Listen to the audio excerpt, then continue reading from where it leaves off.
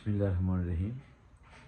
جس طرح ہمیں باقی سنتیں یاد ہیں پیارے آقا اسلام کی، وہ یاد ہونی چاہیے، ایسے اللہ کے نبی صلی اللہ علیہ وسلم کی ایک سنت یہ بھی ہے معاف کر دینا۔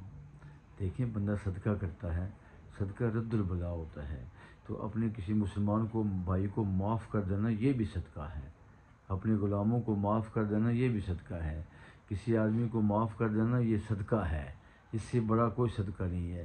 اللہ فرماتے ہیں قول معروف و مغفرۃ خیر من صدقۃ، اچھی بات کہنا اور کسی کو معاف کرنا اس صدقے سے بہتر ہے، یتبعھا اذی، جس کے بعد اس کو ستایا جائے۔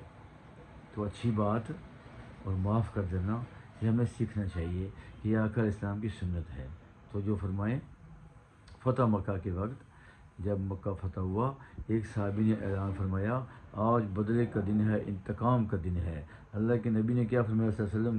نہیں، آج معافی کا دن ہے، آج لوگوں کی امانتیں ان کے حوالے کرنے کا دن ہے، آج معاف کرنے کا دن ہے۔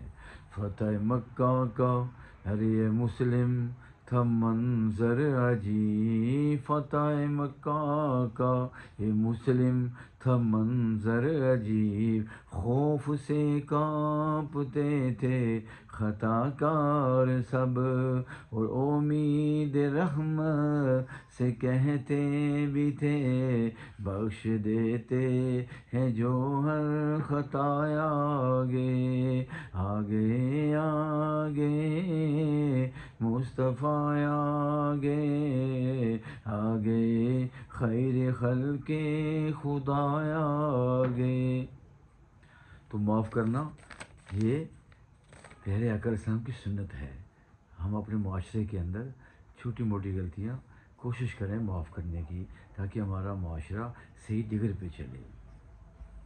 جب وہ زلفیں رخ انور سے ہٹا دیتے ہیں، دیکھنے والوں کو دیوانہ بنا دیتے ہیں، نوع انسانی نے نہ دیکھا شاہ بطحہ جیسا، ظلم سہ کر بھی دعا دیتے،